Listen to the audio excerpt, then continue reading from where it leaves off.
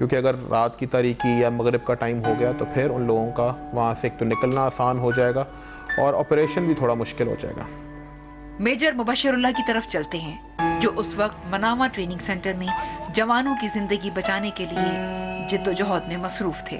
वो जहाँ पे भी करेंगे ब्लास्ट वहाँ पे नुकसान होगा, तो मनामा उनके लिए टारगेट था, उन्होंने बनाया हुआ था, सिलेक्ट किया हुआ था।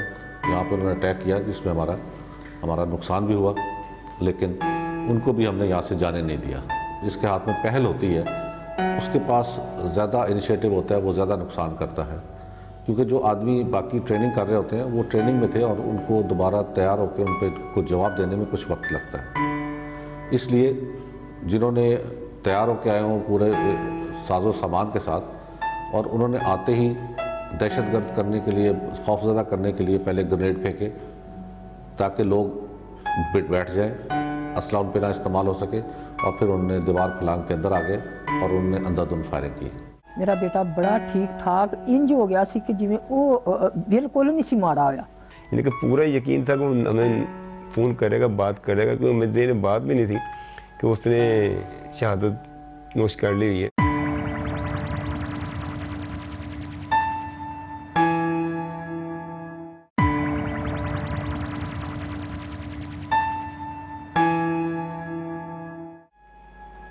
मनामा पुलिस ट्रेनिंग सेंटर के शोहदा की नमाज जनाजा पुलिस लाइन किला गुजर सिंह में अदा की गई।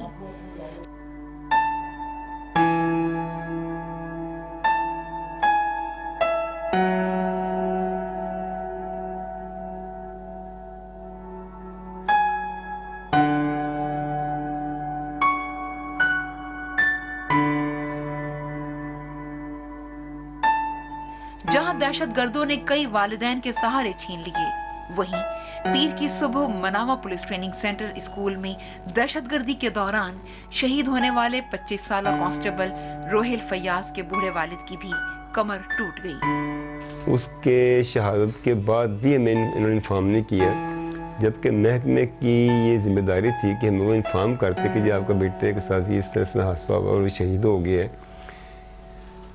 हमें तो सुबह एज ए रूटीन सुबह को नमाज के बाद उठकर तिलावत लगाता था कुरान पाक की, उसके बाद खबरें वगैरह साथ सुनता था। मनामा थाने पर दहशतगर्दों का हमला हो गया, तो साथ ही मेरे इसकी वालदा बैठी थी, वो भी तस्वीर पा रही थी, तो उसने पढ़ी है तो मैं उस एकदम वो दहकी है, तो मैंने उसको बोला, मैंने कहा कि नहीं ये मनामा थाने की बात कर रहे हैं, ट्रेनिंग सेंटर को रोहेल था ट्रेनिंग सेंटर के अंदर, तो उस तरफ ज़हन जा ही नहीं रहा था। जब उन्होंने ये कह दिया थाने के ऊपर, तो मैंने कभी थाना और थाने का मनामा का और इसका ट्रेनिंग सेंटर का काफ़ी खासा फासला भी है, तो मैंने उसको बल्कि तसल्ली दिया इसकी वालदा को, मैंने कहा नहीं ये थाना मनामा की बात कर रहे हैं। 2 मिनट के बाद स्लेट चेंज हुई है, तो उन्होंने दे दिया साथ ही कि थाना नहीं मनामा ट्रेनिंग सेंटर पर अटैक हुआ। फिर उसके बाद हमारे दोनों मियाँ बीवी के अंदर वो एकदम परेशानी शुरू हुई थी। मैंने एकदम जब अपना मोबाइल पकड़ा, तो मैंने उसको मोबाइल किया, मैंने कहा सेल पे बात करता हूँ, उसको पता चले क्या हालात हैं। सेल मैंने किया, सेल पे उसकी बेलें जा रही थी लेकिन वो रिसीव नहीं कर रहा था।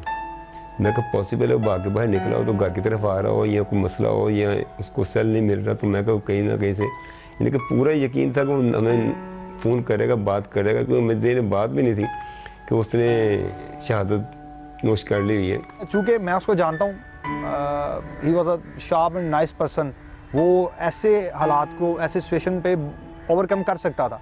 तो मेरे दोस्तों ने मुझे कहा कि यार वो तुम्हारा कज़न, तो मैंने कहा यार कोई ऐसा मसला नहीं है, वो निकल आया होगा, क्योंकि वो बता रहे थे कि वहाँ से लड़के निकले हैं, भागे हैं। तो मैं बड़ा मतलब कॉन्फिडेंट था, लेकिन फिर मेरा राब्ता हुआ उसके छोटे भाइयों के साथ, बड़ा भाई भी था, तो वो मुझे मुसलसल बता रहे थे कि इस हॉस्पिटल में देखा, इस हॉस्पिटल में देखा। जब उन्होंने मुझे ये कह दिया कि हमने सारे हॉस्पिटल देख लिए हैं, वो अभी यहाँ पर नहीं है ज़ख्मियों में, देन मैं मीटिंग से उठ के गया और सर्विस हॉस्पिटल मेरी मुलाकात थी उसके भाई के साथ। तो मैंने एक, कहते हैं कि इंसान के दिल में होता है, मैंने उसे कहा यार नहीं, अल्लाह खैर करेगा, तुम एक दफ़ा जो डेड बॉडीज़ हैं उनको भी देख लो। तो हम काउंटर पे गए तो उन्होंने ये कहा जी कि 4 डेड बॉडीज़ हमने रिसीव की हैं, तो उनमें से 2 के उनको नाम पता थे, 2 के नहीं पता थे। तो मैंने कहा यार चलो मतलब जाके देख लेते हैं कि क्या है। तो मैं बिल्कुल कॉन्फिडेंट था और क्वाइट सेटिस्फाइड भी, लेकिन जैसे ही हम वो जहाँ पे डेड बॉडीज़ थी एंटर हुए, तो ये समझ ले कि एक टेंशन से मुझे ना घबराहट होने लगी। मैंने उसको भाई को कहा यार जा तू देखा, मैं नहीं जाऊँगा अंदर। तो बस जब वो आया तो वो गिर पड़ा नीचे, रोने लग गया। तब मैं भी यूनिफॉर्म में था, तो शायद मुझे भी ख्याल नहीं था कि मैं यूनिफॉर्म में हूँ। बस वो एक क़यामत के लम्हात थे, गुजर गए और मैंने ही अपने दोस्त को कब्र में उतारा और मैंने ही पाकिस्तान का और पंजाब पुलिस का परचम खुद कब्र में उतर के उस पर डाला।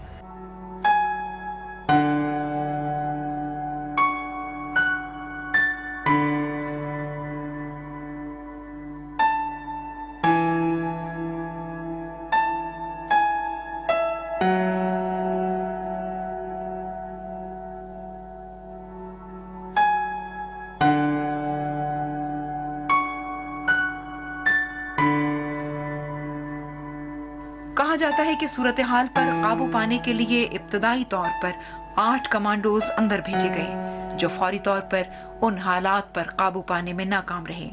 अलबत्ता उन्होंने सिक्योरिटी के इंतजामात को बेहतर बनाने में काफी मदद दी।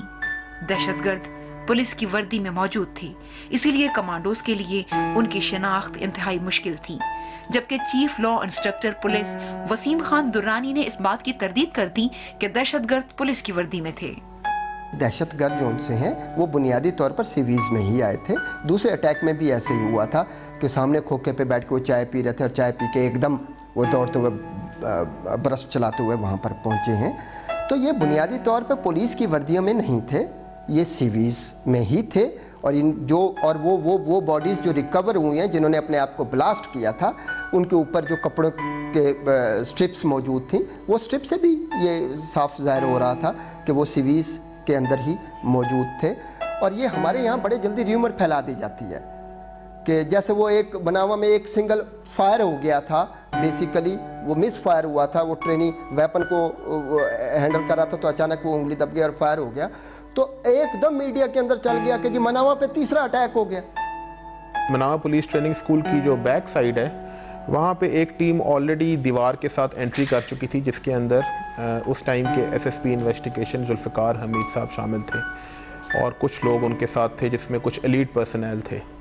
वहाँ पे जाके मैंने एपीसी से उतरा और उनको ज्वाइन किया और उधर फिर हमने आपस में बाहमी मुशावरत से ये फ़ैसला किया कि हम बिल्डिंग के अंदर क्लियरेंस का काम शुरू करते हैं और कोशिश करते हैं कि टेररिस्ट को इंगेज किया जाए, ताकि वो जो बाहर इनडिस्क्रिमिनेट फायर कर रहे हैं और उससे जो नुकसान हो रहा था, चूँकि वो एक हाइट के ऊपर थे, at a position of advantage थे, तो बाहर जो नुकसान काफ़ी सारा हो रहा था। फ़ैसला ये किया कि इनिशियली हम दो सिर्फ लोग एंटर होंगे ताकि खुदा न खास्ता अगर वो ज़्यादा नुकसान ना हो पहले असॉल्ट के अंदर ही। तो एक एलीट का एक हेड कांस्टेबल वो फरहान था और मैंने, और हमने फर्स्ट फ्लोर के ऊपर एंट्री की। वहाँ पे हमारा उनसे फायर एक्सचेंज भी हुआ। वहाँ पे तकरीबन 20 या 25 रिक्रूट ऐसे थे, चूँकि वो पुलिस ट्रेनिंग स्कूल था, वहाँ पे यंग रिक्रूट बच्चे थे जो कि फंसे हुए थे। फायर से हमारे फायर की जद में भी थे और ऊपर से उनकी फायर की जद में भी थे। उनको हमने वहाँ से इवैक्यूएट किया और वो हम खिड़की के थ्रू इवैक्यूएट टेरेस की लेज के ऊपर बाहर निकालते थे और फिर वहाँ से इवैक्यूएट करते थे। एक तरफ तो दहशतगर्द इंतहाई तरबियत याफ्ता और जदीद तरीन असलहे से लेस थे, दूसरी तरफ अमन अमान की सूरत हाल को बेहतर बनाने के लिए 25 अरब रुपए सालाना खर्च करने के बावजूद जदीद टेक्नोलॉजी को कुछ ज्यादा अहमियत नहीं दी गई और दहशतगर्दों ने इस बात का एतराफ किया कि वो हमला करने से पहले उस जगह का कई बार मुआयना कर चुके थे। जब भी कभी दहशतगर्दी का कोई इंसिडेंट होता है तो उससे पहले वो अपनी पूरी प्लानिंग करते हैं। अच्छा, उसमें जो जनरली जो चीज़ें होती हैं वो ये कि तो कहीं उन्होंने घर लिया होता है किसी न किसी नेबरहुड में, फिर वहाँ पे 8, 10, 20 लोग जो उस सेल में या जो भी आप वो कह लें, जो एक वो सेल वहाँ पे ऑपरेट कर रहा होता है अंडरग्राउंड, उसमें उनकी आना जाना लगा रहता है। तो ये उस मोहल्ले के लोगों को डेफिनेटली पता होता है कि यहाँ पर कुछ लोग ऐसे आके रह रहे हैं जो कि या तो इस मोहल्ले से बिलोंग नहीं करते या उनकी कोई लोकल किसी के साथ कोई वाकफियत नहीं है और इनकी एक्टिविटीज़ जो हैं वो सस्पिशियस हैं। हमारी ख़वातीन कपड़े सुखा रही होती हैं छतों के ऊपर, तो नेचुरली मतलब जैसे हमारी नेबरहुड्स होती हैं, मोहल्ले होते हैं, उनको पता होता है, देख रही होती हैं कि इस घर के अंदर कोई नए लोग रहे हैं आके, इनकी एक्टिविटीज़ एबनॉर्मल हैं। अब देखिए, मतलब एक हमारा इखलाकी फ़र्ज़ भी है, कानूनी फ़र्ज़ भी है कि हम लॉ इन्फोर्समेंट एजेंसीज़ को बताएं कि हमारे मोहल्ले में कुछ इस तरह की सरगर्मियाँ हो रही हैं। देखिए, जहाँ पर बड़ी बड़ी दीवारें थी वहाँ पर भी हमले हुए हैं और उन्होंने नुकसान किया है। दीवार जब एक अभी ये रूटीन नहीं बना था, दीवारें और ये किले नहीं बने थे, उससे पहले दीवारें सब छोटी होती थी, बल्कि दीवारें नहीं भी होती थी, जबकि सिर्फ पौधों की बाड़ लगाई जाती थी, जंगले लगाए जाते थे। तो ये तो हालात के साथ साथ चीज़ें जो है वो तैयार होती हैं, उसके मुताबिक तैयार की जाती है। अब आप देखें कितनी बड़ी बड़ी दीवारें बना दी गई हैं, चेक पोस्टें बना दी गई हैं। सो ये वक्त के साथ साथ और ज़रूरत के मुताबिक चीज़ें की जाती हैं।